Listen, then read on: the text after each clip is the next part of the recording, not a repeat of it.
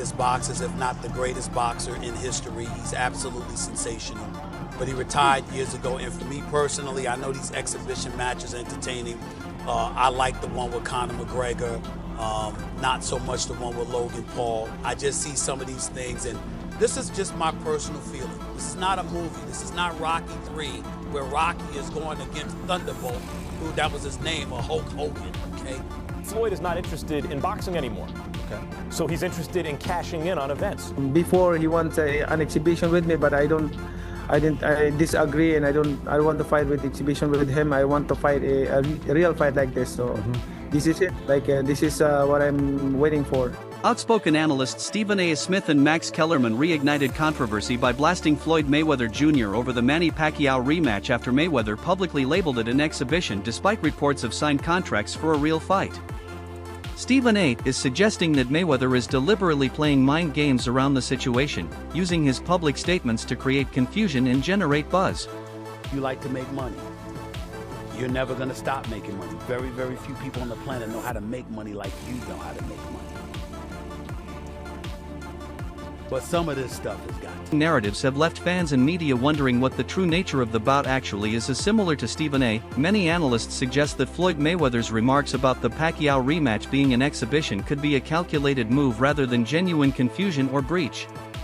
That this is just a selling point. I think ultimately Mayweather has to agree to whatever the contract is. If it's a fight, I think one of the comments the other day really made a point that, one of the comments in our chat made a point that, has really stuck with me. Mayweather has to know the terms he agreed to. Come on, I mean, you can't just sign something and not know those terms. You gotta know that if it is, in fact, it has to be a fight, then he would do this. And he knows he's got to go through with a fight. He may just be saying this just to sell the fight in general, just you sell it as, make it a talking point, make it a controversial point, so that people want to wind up, talking about it more. It becomes a topic of discussion, and then from that perspective, people, end up watching. More people end up watching it because it becomes more of a polarizing topic of conversation.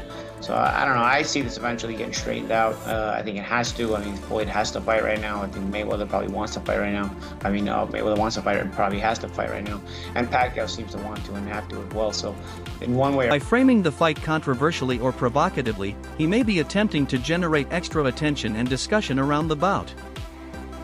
This strategy would be consistent with Mayweather's history of using controversy to keep his name in headlines and maximize commercial interest. The controversy erupted when Mayweather publicly described the rematch as an exhibition, contradicting not only Pacquiao's statements, but also the understanding of promoters, broadcasters, and stakeholders involved in organizing the event. This sudden... By chance, did you see what Floyd said? I think he's saying that he feels it's an exhibition and not a real fight. Is that what he's feeling? But he signed a real fight. So it's for sure? Yes, the contract that we signed is a real fight. Real fight, okay. Yeah, because I know he said... I wouldn't fight an exhibition. No exhibition. It's either real fight or nothing. Yeah, it's a real fight, yeah. Is Fear still in Las Vegas? That's the contract that he signed. Yeah. So it's still happening then? He has to remember that. But it's still on? It's still happening? Oh yeah, we did sign the contract already, so there's no reason why, Why wouldn't? Why wouldn't, yeah. All right. You look good. You look already in shape. What adjustments do you think you're gonna make for the rematch? Adjustments compared to the first fight? I have the improved and better strategy compared to the last one. The shift in narrative immediately raised red flags and created significant tension between the two camps. The discrepancy between Mayweather's public comments and the reported contractual agreements threatened to derail the entire project. Manny Pacquiao Promotions has been accusing Mayweather of breaching the contract. In terms of what Mayweather had to say the fight weekend of Fundora and Thurman. Apparently he did an interview, said that it was an exhibition, that these guys didn't have anything to prove, that their legends were already set in stone, and that it would be an exhibition. He wasn't sure if it was going to be at the Sphere. Apparently that is not true. According to a Boxing Scene article that interviewed Jazz Mathur, the CEO of Manny Pacquiao Promotions, said that, yes, the fight is contracted for the Sphere, booked at the Sphere, scheduled at the Sphere for September 19th. It is booked as a professional fight, not as an exhibition. It was never booked as an exhibition, which makes sense because Netflix got behind it, and I would assume that they would not want an exhibition. We said the other day, I think it was actually yesterday, we said that this fight has to be a real fight and not an exhibition because, one, Netflix is involved, two, Manny Pacquiao wants that get back, and two, also just betting lines. It's a huge aspect of this sport, and this kind of fight is going to generate a ton. Claimed that Mayweather signed multiple agreements confirming the bout as a professional fight and that there is documented proof, including digital signatures and formal records. According to the promotion, the evidence clearly shows that Mayweather agreed to a legitimate professional contest, making his recent public statements a potential violation of the signed terms. Pacquiao is the active, sharper fighter by the time he fights Floyd in a rematch, and Floyd would be in danger of being stopped. And in that fight, there is a very good chance that Pacquiao will stop Floyd Mayweather. Kellerman confidently argues that in a rematch, Manny Pacquiao would stop Floyd Mayweather Jr. with ease. He points to Pacquiao having been more active in recent years with sharper combinations and a relentless pace, suggesting those advantages would overwhelm Mayweather. Kellerman's prediction reflects his belief that Pacquiao's activity level and fighting style would pose significant problems for the defensive-minded Mayweather. Pacquiao has consistently pushed for an official rematch, firmly rejecting any idea of an exhibition bout. He maintains that the fight— It's up to him. If he come out to retirement, then we'll have a Mayweather Pacquiao too. Would you do an exhibition with him, or would you potentially entertain an exhibition with someone like maybe a Conor McGregor? No, I don't like exhibition. Like I want, if Mayweather is my opponent, I don't like exhibition. Like I want fight. Like there's a— must count as a legitimate professional contest, not a staged spectacle. This stance directly clashes with Floyd Mayweather Jr. S reported preference, making it increasingly unlikely the bout will move forward under exhibition rules or without a clear contractual agreement on competitive terms. Pacquiao's position is rooted in his desire to protect his legacy and ensure the fight has real meaning. Mayweather has already taken a cash advance payment of his purse for the upcoming Manny Pacquiao rematch on Netflix, despite it currently being in jeopardy. I don't even know how that's possible. Who gave him a cash advance before they even got to the fight? I understand like paying some up front to secure the fight, but paying everything? Maybe it's not what it is. Maybe the cash advance is like partial. But still, what? So if this is to be believed, and this is via ESPN, this is not, random Twitter person reporting this. I think Mike Coppinger also reported the same thing. If this is to be believed, Floyd took a cash advance and then undermined the promotion of his own fight to try to protect his 50-0 record and still make a— Reports suggest that Floyd Mayweather Jr. received advanced payments linked directly to an agreement for a professional bout with Manny Pacquiao. Those funds were allegedly based on the fight being officially sanctioned, raising questions about whether changing the bout status could conflict with the original contractual terms. You're that great and you're that elite. No one not just anyone deserves to be in a ring with you, even if you are retired, even if it is for exhibition purposes. A lot of people out there wish they could be in the ring, on a basketball court with a LeBron James. All right? You don't deserve it. You're not him. You're not on his level. He's so elite. He's so phenomenal. You don't deserve to be in that arena with him unless you've earned it. So that's just how I look at it. These exhibitions and all of that stuff, that little melee and stuff don't matter to me. As far as I'm concerned, it could have potentially been orchestrated. I don't know. But I do know not just anybody should be allowed to be in the ring with Floyd Money. Instance of these payments added significant weight to the argument that Mayweather had indeed agreed to a professional contest. Stephen A. Smith has been openly critical of Floyd Mayweather Jr., calling into question the level of competition the undefeated champion has chosen to face in recent years. Smith has— Floyd was like, well, actually, from the fighter's point of view, my best interest is take minimal risk, maximum reward, not get hit, get out with all my money and all my marbles, right? Like, that's in the fighter's best interest. Fighters and fans' interests diametrically opposed. And so what Floyd figured out after a while, for example, with Pacquiao, Stephen A., is I don't have to fight this dude at the height of his powers.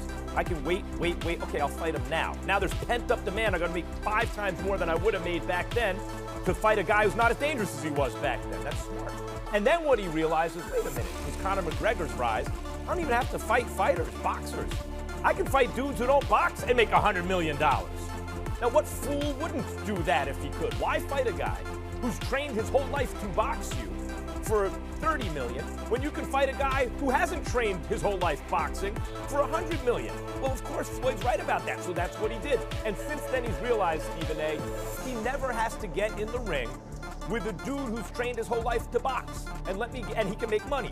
Whether it's a Japanese kickboxer, right, who's smaller than him, whether it's Logan Paul, who's a YouTube star who's twice his size, it doesn't matter. If you haven't trained in boxing your whole life, it's easy work for Floyd at any age, and he's going to make tens and tens of millions of dollars. Suggested that Mayweather's tendency to select opponents who pose minimal risk has diminished his legacy in the eyes of some observers.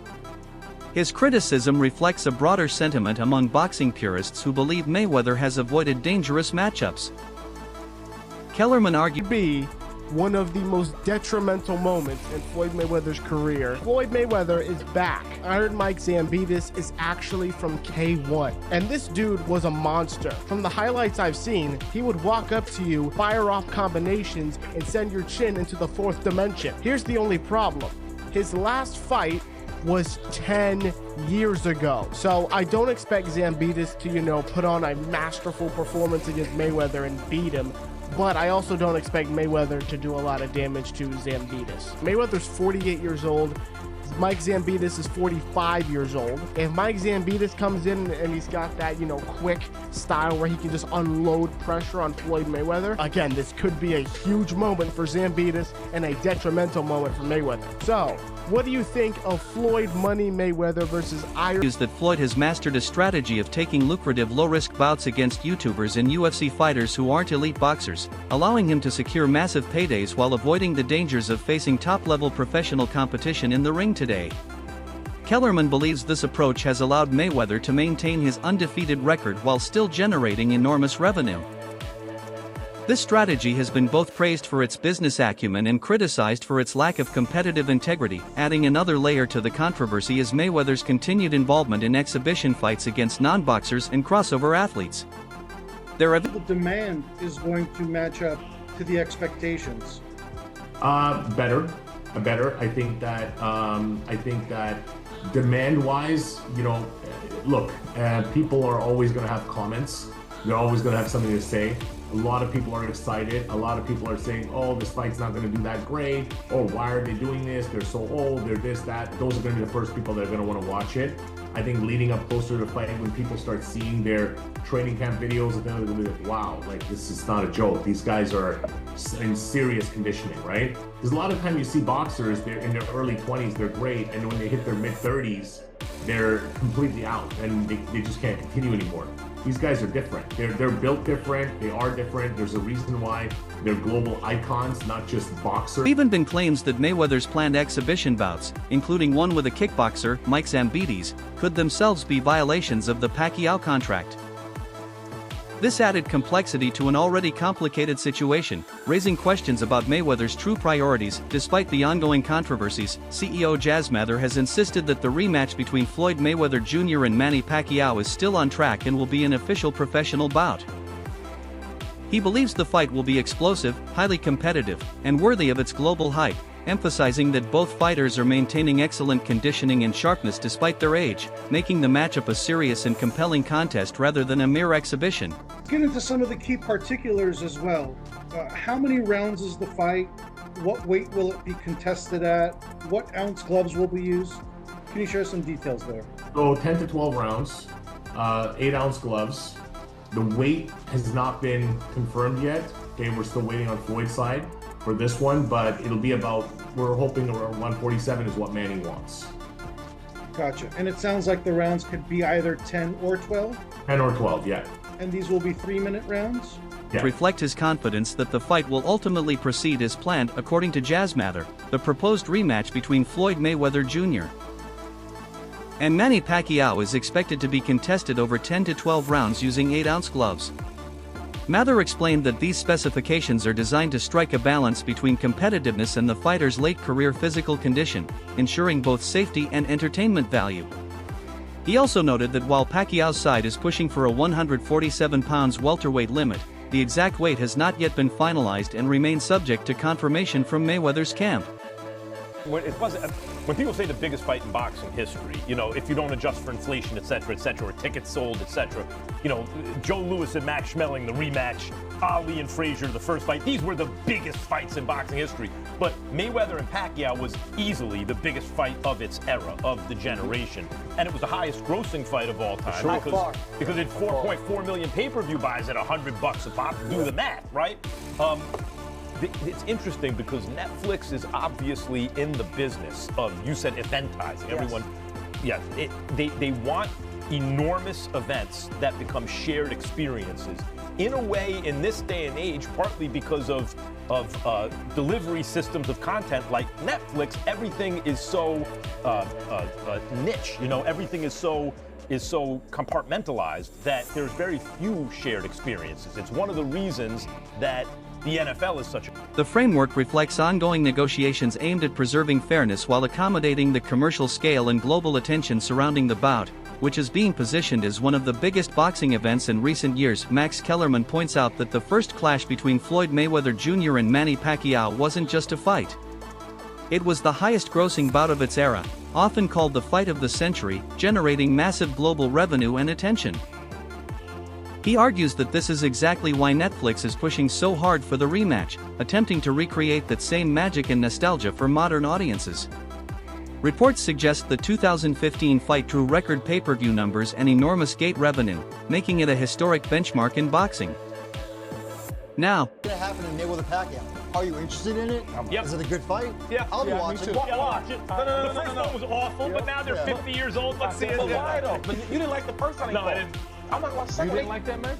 No, the first fight. So when it wasn't grandpa's, when it wasn't grandpa's, by the way, that fight went more or less how I thought it would go. I always thought it would go that way. But you liked Pacquiao more. No, I didn't like the fact that it Who's your diminished favorite fighter, Pacquiao or Floyd? Come on, we know it's Pacquiao. I'm a Pacquiao. Actually, Floyd. Watching Floyd fight is actually more my style of that perfect boxer. That's when I do a pound-for-pound ranking. I'm trying to be objective. Pacquiao jumped more weight classes. What he did pound for pound to me was more impressive. But you have him over Floyd. But I never thought Pacquiao was going to beat Floyd. With both fighters returning years later, Kellerman believes the rematch is being marketed less as a competitive necessity and more as a nostalgic spectacle aimed at tapping into fans' memories of that iconic night rather than delivering a truly elite prime-level contest. Kellerman debates about legacy and pound-for-pound greatness, focusing on whether Manny Pacquiao or Floyd Mayweather should be regarded as the more historically significant fighter. The panelists disagree on how to measure greatness in boxing, with some emphasizing Mayweather's undefeated record, defensive mastery, and technical perfection inside the ring. Others argue that Pacquiao's legacy is more impressive because of his aggressive fighting style, willingness to take on dangerous opponents, and achievement of winning titles across multiple weight classes. I don't need somebody to push me to work hard, work more, but I did. I always put that in my mind when I'm in training. I have to do extra mile to get that condition. Like for example, my fight is 12 rounds, so I'm doing 30 rounds, at least 30 to 36 rounds every day. So that's that's 30 rounds and 36 rounds that's a hard push, like not like taking lightly, but just push 30 rounds. So when you get to the ring, so whatever happens, I have stamina, I have gas, whatever happens. So that's the mix. The fans are happy and enjoy the show because of action. Because if I'm a fan, if I'm a fan, I'm going to watch a fight. So I want to see a fight that more on action because that's what I want to see. The conversation highlights that while Mayweather is often seen as the more polished and defensively superior boxer, Pacquiao is viewed as having taken greater risks and achieved broader accomplishments against diverse competition. Despite differing opinions, they acknowledge that both fighters rank among the greatest of all time. Ultimately, the debate remains unresolved, reflecting how subjective boxing greatness is when comparing skill, accomplishments, and overall impact on the sport. Pacquiao has intensified his preparation for a highly anticipated rematch with Floyd Mayweather Jr., training as though the contest will be a full professional fight with serious stakes. Known for his relentless discipline, Pacquiao reportedly completes around 30 to 36 rounds of training each day, a regimen he has used throughout his career to build endurance, speed, and sharpness. He has consistently emphasized. You mentioned not being 100% the first time around. I think it was a shoulder, right? Was it a shoulder issue that you were fighting through, popped up during training? To the fans who are excited about this, but a little bit worried about another injury coming up, because we're all 11 years older than we were back in 2015. To them and their concerns, you say what? Well, both of us are disciplined fighters, so him and me, we taking care of our body, and we always work out almost every day and playing basketball like that. So right now, I still can fight. I feel like I'm still young. I mean, yeah. Nothing. Emphasize that this rematch is not an exhibition, but a legitimate bout, and therefore requires maximum preparation and focus. Pacquiao's high-volume training reflects his long-standing reputation for extreme work ethic and commitment to peak physical condition, even in the later stages of his career. By pushing through intense daily sessions, he aims to ensure he is fully ready to compete at the highest level.